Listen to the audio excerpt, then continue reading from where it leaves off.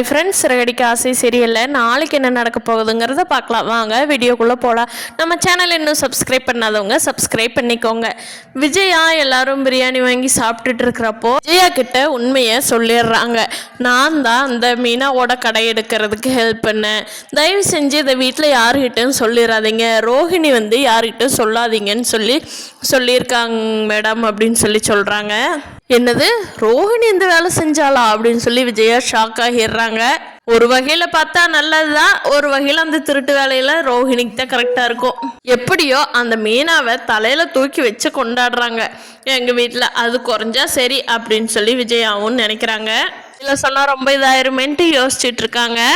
மீனாவோட அம்மாவுக்கு ஹெல்ப் பண்றதுக்காக முத்து போகிறதுக்கு முன்னாடியே அருண் ஹெல்ப் பண்ணுறாரு.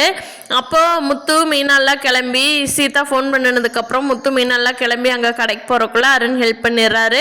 மீனாவோட அம்மா சொல்கிறாங்க, இங்கே பாருங்க மாப்பிள்ளை, நம்ம சின்ன மாப்பிள்ளை தான் இதெல்லாம் பார்த்துட்ருக்காரு, யாரோ வேணும்னு தான் எடுத்திருக்காங்க, அது யாருன்னு விசாரிச்சுட்ருக்காரு, பரவாயில்ல இவர் பொலிஷனில் இருக்கிறதுனால நல்லா ஹெல்ப் பண்ணுறாரு அப்படின்னு சொல்லி பாராட்டுறாங்க.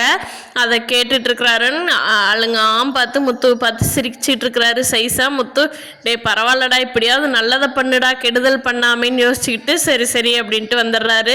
முத்து எப்போவுமே பெருமைக்கு ஆசைப்படாதவர் இல்லையா. ஆனால் இதை பண்ணினது ரோஹிணி தான் தெரிஞ்சது. முத்து சும்மா விட மாட்டார்.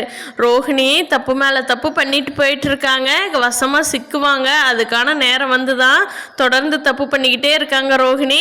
பார்க்கலாம் ஃப்ரெண்ட்ஸ், சிறகடிக்க ஆசை அடுத்து என்ன இன்ட்ரெஸ்டிங்காக நடக்குதுங்கிறத. இந்த வீடியோ பிடிச்சிருந்தா லைக் பண்ணிக்கோங்க. நீங்கள் என்ன நினைக்கிறீங்கன்னு கீழே கமெண்ட் பண்ணுங்கள். தேங்க்யூ.